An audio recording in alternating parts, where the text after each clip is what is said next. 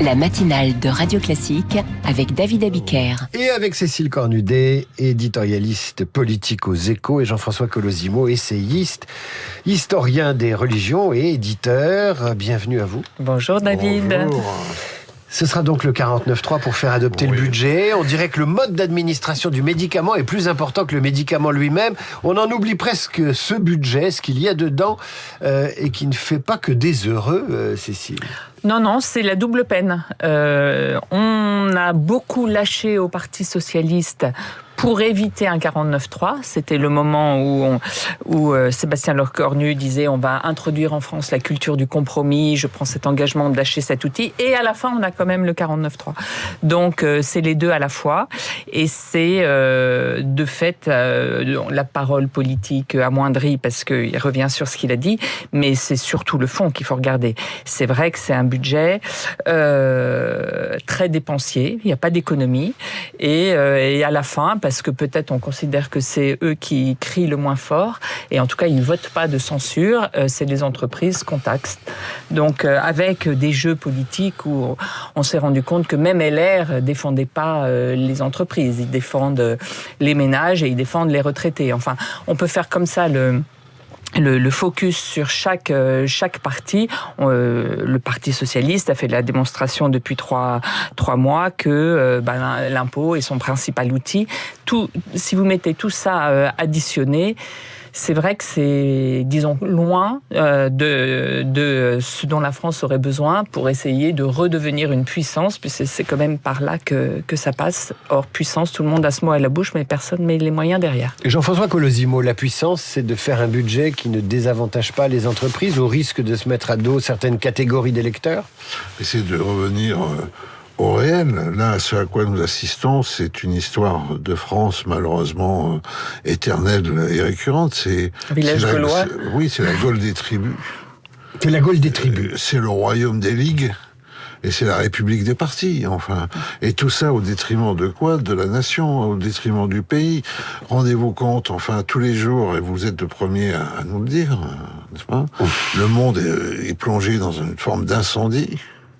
La planète brûle, les conflits ne cessent de se multiplier, nous sommes agressés partout, en fait, où nous avons des avantages. Pensez à la Nouvelle-Calédonie, n'est-ce pas, qui un jour ne sera plus française, parce que à Paris, on n'aura pas cessé de discutailler pour savoir comment, en fait, attirer le vote des retraités. Elle sera quoi, alors ?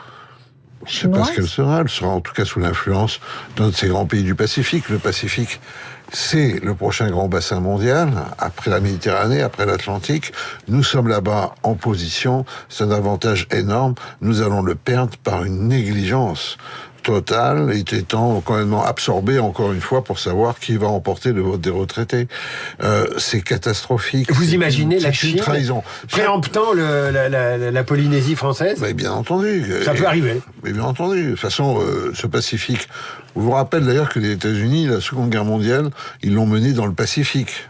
Pearl Harbor et Hiroshima, n'est-ce pas ? Et après, ils sont venus sur le continent européen. Mais pour eux, le Pacifique, c'est leur centre de gravité. On sait que demain, ils affronteront la Chine. Alors, la Polynésie, elle sera américaine, elle sera chinoise, elle sera sous l'influence des Azéris qui jouent le jeu de la Russie, enfin, etc. On n'en sait rien. En tout cas, ce qu'il y a de sûr, c'est que aujourd'hui, personne s'en occupe, de la même façon que personne s'occupe ici, n'est-ce pas, au Palais Bourbon, au Palais Luxembourg, de doter la France d'un véritable budget militaire, alors que nous voyons bien que, ne serait-ce que l'affaire du Groenland, nous sommes menacés de toutes parts. On est dans l'irréalisme le plus absolu. On est chez Ubu Roi, n'est-ce pas ? Il y a vraiment quelque chose de complètement affligeant. Or, c'est une éternelle histoire française. Il y a toujours des élites pour trahir, n'est-ce pas ?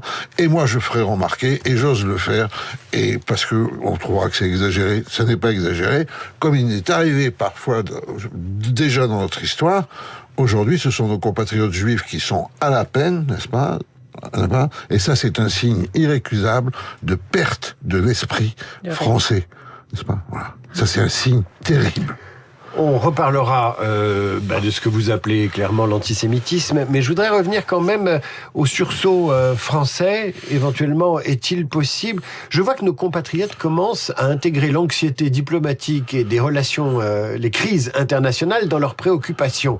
Là, il y a un sondage qui est paru aujourd'hui qui dit que nos compatriotes redoutent les relations avec les États-Unis, qu'ils estiment que les États-Unis sont devenus un ennemi. Petit à petit, ça infuse. La question, l'enjeu, la contrainte internationale arrive à l'esprit de nos compatriotes. C'est peut-être comme ça que les politiques changeront? Cécile Cornudet? Peut-être, en tout cas, il y a quelque chose qui s'est passé en France depuis l'arrivée de Donald Trump. Il y a une étude qui mesure de quelle personnalité les médias français ont le plus parlé dans le mois écoulé. Traditionnellement, c'est le président de la République. Et depuis quelques mois, c'est Donald Trump. Donald Trump s'est invité dans la conversation des Français, est devenu un personnage politique français. Il n'y a plus d'émissions, heureusement, sur la politique française. Il n'y a que des émissions sur la situation internationale. Et les Français, commencent à intégrer, alors qu'on a toujours dit que, en tout cas, dans la décision de vote, toutes les questions internationales ne les intéressaient pas. Là, quelque chose est en train de se passer. Est-ce que pour autant, les Français prennent la mesure du danger, du risque de guerre, de la nécessité, effectivement, comme dit Jean-François, de se réarmer? Est-ce que cette menace-là, ce sentiment de bascule a vraiment percolé? Je ne pense pas encore. Je pense qu'on est encore dans l'autruche, dans on ne veut pas entendre. Et il y avait le chef d'état-major des armées il y a quelques semaines qui avait dit qu'il faudra envoyer des troupes, et ça avait créé un émoi pas possible. Mais bon, peut-être qu'on est au début d'une prise de conscience. Je remarque une chose, Jean-François Colosimo, c'est que circule sur Internet, dans certains milieux, dans certains comptes Twitter, de la part de certaines personnes, cette idée que, j'ai lu ça, les élites veulent la guerre, pas l'homme du peuple. Et là, il y a quelque chose qui sent pas très bon quand même, parce que quand les élites disent il faut affirmer un rapport de force, il faut réaffirmer la place de la France dans le monde, etc., ça passe par un discours non pas belliqueux, mais un discours qui prône la remilitarisation ou l'esprit de défense. Il y a toujours des gens pour accuser les élites d'être des va-t-en-guerre. Alors, je voudrais qu'on soit précis. Ce sont pas les élites, ce sont certaines élites qui pensent la guerre.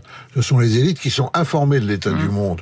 À savoir, finalement, l'Élysée, les militaires et les services, n'est-ce pas? Et probablement aussi, parmi vos confrères, ceux qui traitent de l'étranger. Bon, je veux dire, eux sont, ils ont le nez collé sur l'évidence.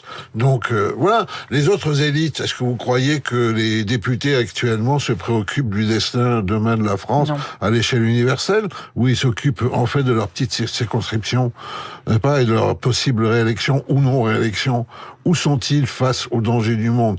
Nulle part. Le véritable problème, c'est que la France, c'est quoi quand la France se projette pas à l'échelle du monde, à l'échelle universelle? Qu'est-ce que nous devenons? Enfin, nous devenons un petit pays à la dérive. Quand nous ne nous rêvons pas grand, nous devenons pire que petit. Non, ça pose la question de comment on peut faire progresser les esprits.